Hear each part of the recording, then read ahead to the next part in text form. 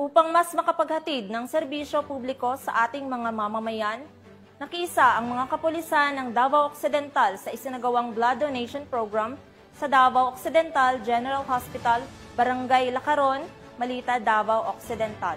Ang buong detalye ng balita mula kay Patrolwoman June Mary Joy Rupin. Pakita ang tunay ng diwa ng bayanihan at serbisyo sa kapwa.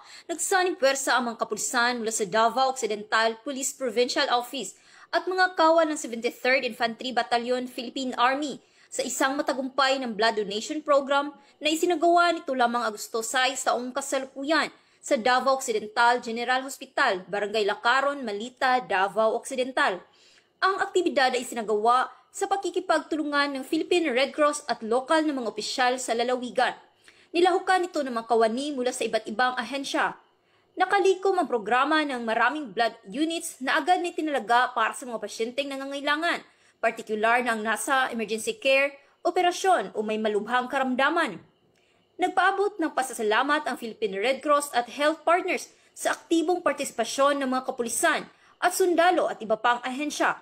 Ipinakita ng kanilang pagkakaisa na sa panahon ng pangangailangan, ang uniforme ng serbisyo ay simbolo rin sa pag-aalay ng sarili para sa kapwa.